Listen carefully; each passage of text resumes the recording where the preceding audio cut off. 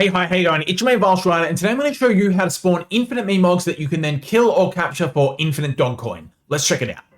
Alright, so today's guide is just going to be super casual, nice and quick, and you want to start by heading to this dungeon at -305,488 in the Astral Mountains. Now, what you might be aware of is that with the Tides of Terraria update, Pocket Pair went ahead and changed a bunch of the internal layouts for all of the old school dungeons, and they added a bunch of new pals.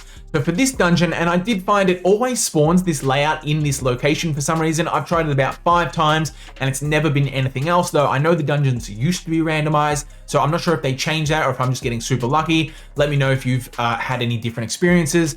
But for this one, you want to fly through until you find this little tree, and then you want to turn left and come into this side room here where you're going to find a Mimog hanging out. Now, my spawn settings are such that I get 3 times pal spawns. However, in this location, I can only ever find 2 of the Mimogs. I think the third one is bugged in the middle, but I can never physically find it. If you can, let me know about it in the comments down below.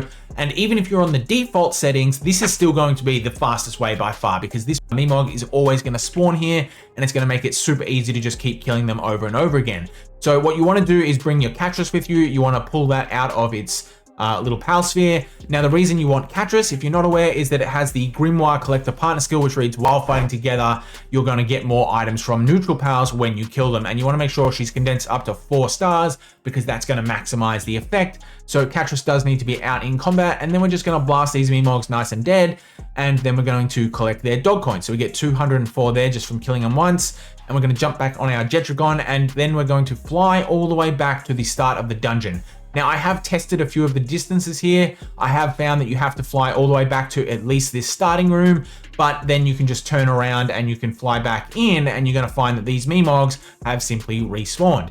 And as you're imagining, we can just repeat this process over and over again. We jump off Jetragon, we get our Catras out, and we blast these guys dead. And then we're just going to do that over and over, get a whole bunch of dog coins. And I've tested this for about 15 minutes. I was a little bit faster when I wasn't yapping a whole bunch for you guys.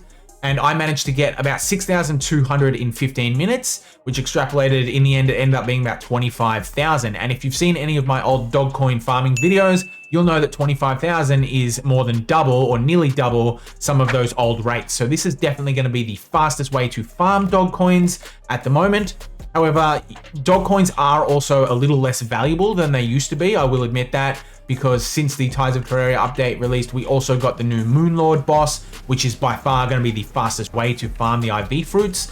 But nonetheless, if you're too low level for that, or you just don't like doing it, maybe you don't have the full raid army yet, or whatever it may be, this is still going to be a really, really quick method to get those IV fruits. Or maybe you want the dog coin for other things like the Pal Essence Condenser, or maybe you're like me, maybe you feel like it's just worth stocking them up because eventually they're going to release something else that you can buy with dog coins that's going to be really cool. Like, I'm hoping they can add the kinship peaches eventually to the dog coin metal merchant vendor, and I just want a bunch of these just in case. But nonetheless, I'm not sure if this is intentional. Presumably it's not. A little bit of an exploit, but if you don't want to do it, it's not for you, whatever it may be. If you enjoy this content though, remember to like, comment, subscribe. Really helps this channel a lot. We got the build guide coming once I hit the 5,000 subscriber goal, which we're nearly at. So remember to smash that button. But otherwise, thank you for watching. I'll catch you next time. Have a good one.